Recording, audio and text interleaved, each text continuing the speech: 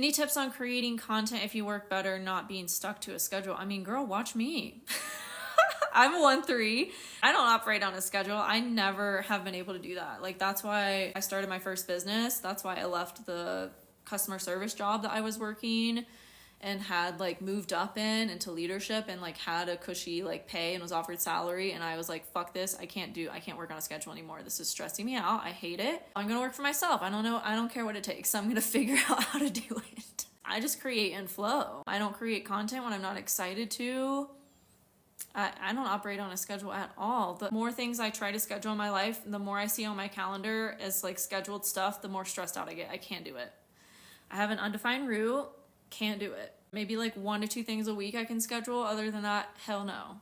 Same undefined route. Yeah, we cannot do the pressure. We cannot at all. Oh my God, when I had like a scheduled job, I had so much anxiety before going to work because it was like I had to be there at a certain time. The pressure, right? I couldn't fucking handle it.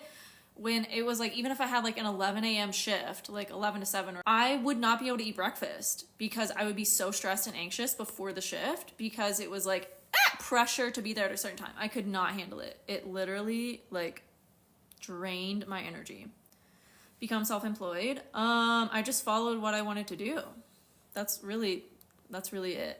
And this was before I even knew about human design. Like, I was just following my excitement and I was just following what I loved. At the time, I was passionate about nutrition, fitness, and doing a lot of like active stuff, like hiking and skiing. I was like really into skiing, which I still am. I just don't do it as much as I used to. And so my whole business that I built originally was around that, because that was my passion back then. I was also really passionate about plant-based eating and like health foods and all that kind of stuff. So that was the first business that I built. Then the passion waned for it and I wasn't passionate about it anymore. I started getting like other jobs here and there. The lockdowns happened.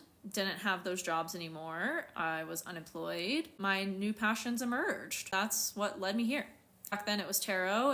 It's always been astrology, but I never had the thought of like, I want to pursue a career in astrology. I never had that thought. I was so excited about it and sharing it with everyone that I could that it really found me because people kept asking me to like teach them about astrology or do readings for them. It just evolved naturally because I was sharing my passion.